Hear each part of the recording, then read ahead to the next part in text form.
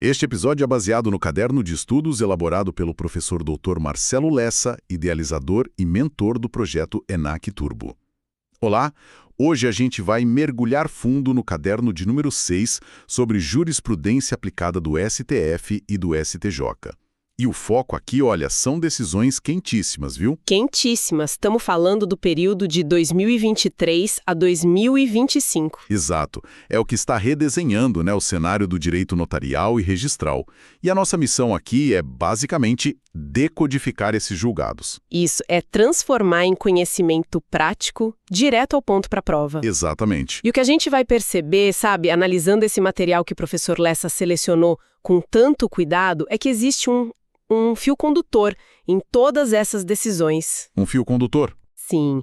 Os tribunais superiores, eles estão elevando a régua. Estão exigindo mais rigor técnico, mais fundamentação, mais eficiência. Aquele tempo do jeitinho ou da decisão puramente política parece que está, de fato, chegando ao fim. Interessante. Essa ideia do fio condutor é ótima para a gente começar. Então vamos pegar um tema que parece básico, mas que o STF mostrou que não é. A criação de um cartório. Eu sempre imaginei que, isso era uma decisão do Tribunal de Justiça, a cidade cresceu, precisa de mais um serviço e pronto. Mas, pelo visto, a história é bem mais complexa. É muito mais complexa. E o STF, em 2023, deu uma resposta definitiva a isso, num caso lá do Maranhão, a ADI 6843. Certo. A resposta foi um não bem claro a essa ideia de simples vontade política. Claro, para criar uma serventia ainda precisa de lei estadual, e a iniciativa é do TJ. Isso não mudou, tá na Constituição.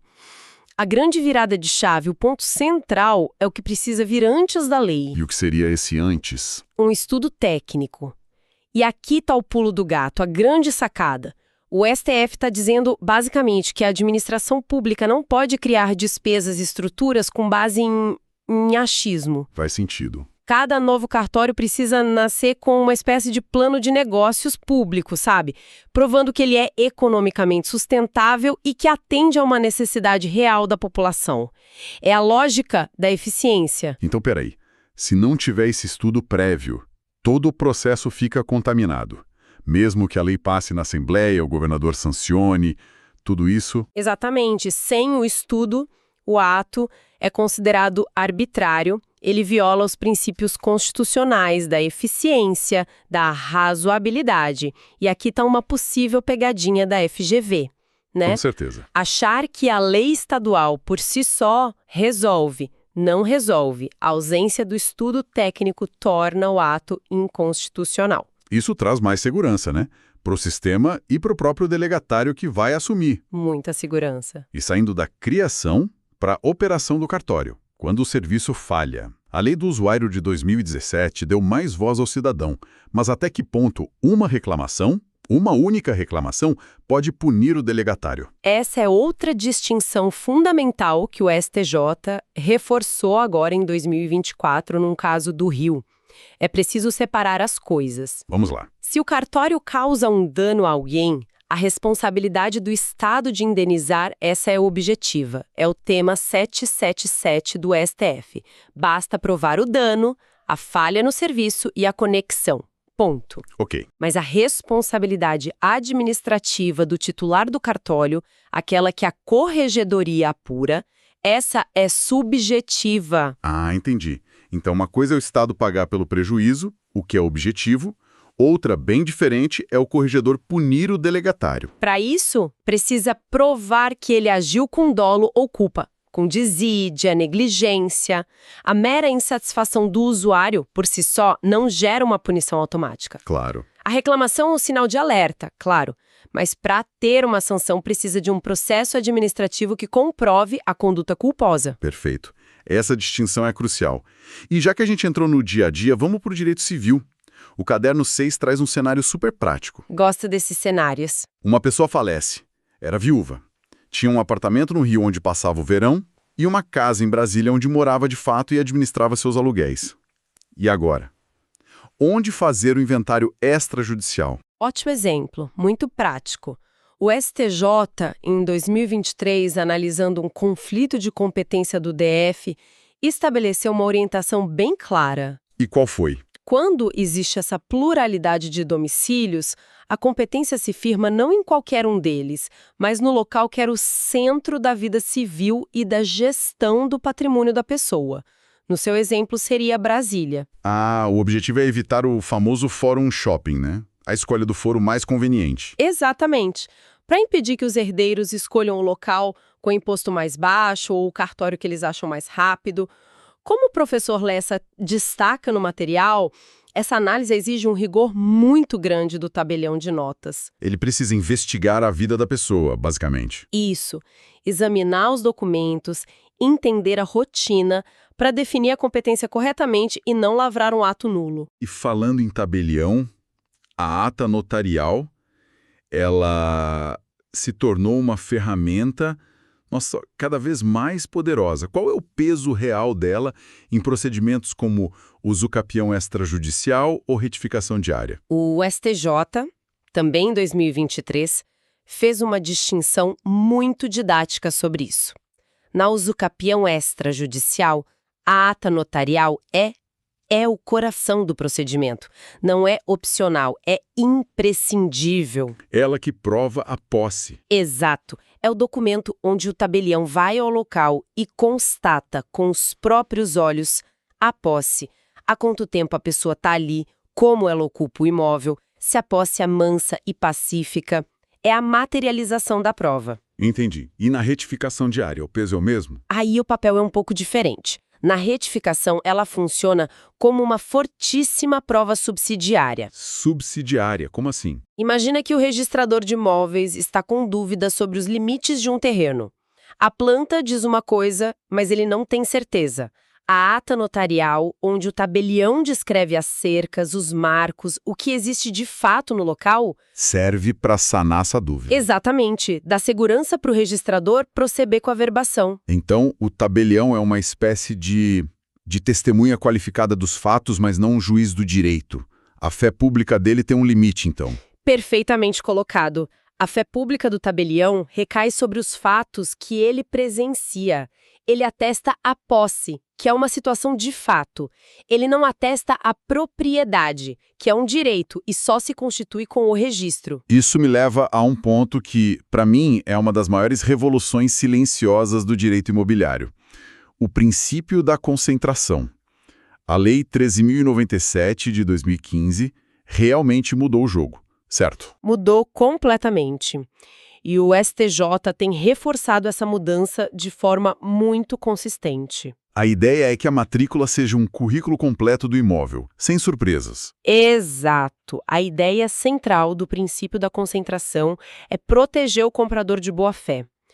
Tudo que for juridicamente relevante sobre o imóvel, penhoras, ações, ônus, precisa estar concentrado, ou seja, averbado na matrícula. A matrícula vira um escudo. Um escudo, e isso impacta diretamente a questão da fraude e execução. Como? Para que se configure a fraude e execução de forma objetiva, a ação ou a penhora contra o vendedor precisa estar registrada na matrícula antes da venda. Ah! Se um comprador diligente consulta a matrícula e não vê nada, a boa-fé dele é presumida. Então o ônus da prova se inverteu completamente. Antes, o comprador quase tinha que provar que não sabia da dívida. Dívida e mesmo assim comprou para prejudicar. O que é muito mais difícil. Bem mais difícil. A súmula 375 do STJ já apontava para isso, mas a lei tornou tudo mais claro. A matrícula, como o professor Lessa diz, virou o divisor de águas da boa-fé. Ou está ali, ou, em regra, não pode ser oposto ao terceiro. Essa clareza na matrícula é fundamental. E por falar em clareza, em dar ciência às partes, como fica a notificação extrajudicial via RTD? O Marco Legal das Garantias de 2023 flexibilizou a antiga regra da territorialidade. Trouxe uma mudança de paradigma. A visão antiga era muito rígida, né? A notificação tinha que ser feita pelo cartório da comarca do devedor. Sim, eu lembro disso. A nova visão, que o STJ tem confirmado, foca na finalidade do ato, que é dar ciência inequívoca à pessoa. Com isso, o envio da notificação foi flexibilizado. O que isso quer dizer na prática? Que um cartório de RTD de São Paulo pode notificar um devedor em Porto Alegre. Pode, desde que o envio seja feito por um meio seguro, como os correios com aviso de recebimento, ou por meio eletrônico válido. O alcance da diligência se tornou nacional. Uau! Mas atenção ao detalhe.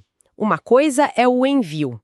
A competência territorial para a prática do ato de registro do documento base ainda existe, tá? Ah, bom. O contrato é registrado no RTD do domicílio das partes, mas a partir dali a comunicação pode cruzar fronteiras. Perfeito, é isso. O foco é na finalidade. Isso muda tudo. E falando em decisões rápidas, a jurisprudência recente trouxe outros pontos-chave em protesto, direito empresarial. Por exemplo, protestar uma CDA, uma certidão de dívida ativa. Faz sentido protestar uma dívida de valor baixo? Faz sentido, segundo o STJ. A decisão destacou que o protesto é um meio legítimo e muito mais eficiente de cobrança do que uma execução fiscal, que é cara, demorada. Então não importa o valor. Não importa o valor, é uma ferramenta de gestão e eficiência para a fazenda pública. Certo. Outro ponto. Teoria da aparência. Um gerente de loja, que não tem poder formal no contrato social, assina um contrato enorme em nome da empresa. E aí? Aí, se esse gerente age dentro da empresa com uniforme, crachá e aparenta ter todos os poderes, a empresa fica vinculada ao negócio. O STJ aplica a teoria da aparência para proteger o terceiro de boa-fé. A segurança das relações comerciais fala mais alto. Exatamente. Mas esse é o papel do juiz, né? O tabelião, na hora de lavrar uma escritura, não pode confiar nas aparências. Não pode. A lógica é completamente diferente e essa é uma distinção vital que o material do professor Lessa aponta. O juiz aplica a teoria de forma reativa para consertar um problema. Para resolver o que já aconteceu. Isso. O tabelião e o registrador atuam de forma preventiva. Na qualificação do ato, eles são os guardiões da formalidade. Eles exigem a prova documental do poder. Entendi. E para fechar esse bloco, parcelamento de impostos.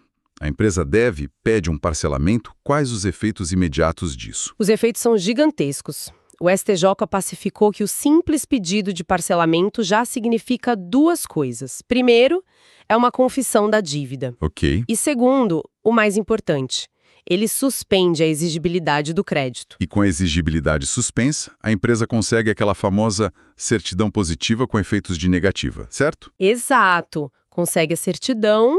E o ponto crucial é que, com a exigibilidade suspensa, a Fazenda Pública fica impedida de protestar aquela CDA.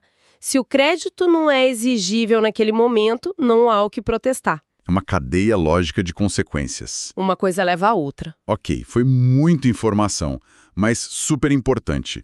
Se a gente tivesse que resumir isso em flashcards, como o professor Lessa sugere no fichamento estratégico para fixar bem.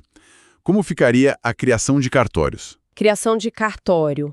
Exige lei e estudo técnico prévio. Não é ato político. Boa. Fraude à execução e princípio da concentração. Fraude à execução. Sem registro da penhora na matrícula, presume-se a boa-fé do comprador. Princípio da concentração na veia. A notificação extrajudicial. Notificação RTD. Envio flexível e nacional. Mas o registro do ato, esse sim, é territorial. Teoria da aparência, a distinção. Teoria da aparência, aplicada pelo judiciário para proteger o terceiro de boa-fé, mas não pelo tabelião na qualificação do ato. Perfeito. E para fechar, o parcelamento? Parcelamento tributário. Suspende a exigibilidade do crédito e, consequentemente, impede o protesto. E ainda tem um ponto rápido do caderno sobre o registro tardio, né? Que vale a pena mencionar. Sim, um avanço importantíssimo na desjudicialização. O STJ validou a possibilidade de incluir a multiparentalidade, ou seja, a filiação biológica e a socioafetiva juntas, diretamente no procedimento administrativo no RCPN. No próprio cartório. No próprio cartório. Mais um exemplo de como os serviços extrajudiciais estão ganhando cada vez mais relevância na vida das pessoas. Olhando para tudo isso, fica muito claro aquele fio condutor que você mencionou lá no começo. Sem dúvida. E o material do professor Lessa conclui com uma reflexão que, para mim, amarra tudo isso. A jurisprudência que a gente analisou revela um traço comum: a exigência de excelência técnica. Aham. O delegatário de hoje não pode mais ser um mero cumpridor de formalidades. O erro grosseiro é punido, a boa técnica é premiada com segurança jurídica. Estudar esses julgados a fundo não é só para decorar regras para uma prova. É para se preparar para a vida real. É para afiar a principal ferramenta de trabalho, o raciocínio jurídico que protege o patrimônio, a família, a dignidade das pessoas. E a provocação final é essa: não estude apenas para passar, estude para ser o melhor jurista que a sua comarca já viu. Podcast produzido a partir do conteúdo do projeto ENAC Turbo, sob autoria e orientação do professor Dr. Marcelo Lessa. Se esse conteúdo ajudou, não esqueça de se inscrever no canal e ativar o sininho das notificações. Assim, o YouTube avisa imediatamente assim que o próximo resumo for liberado. Até a próxima.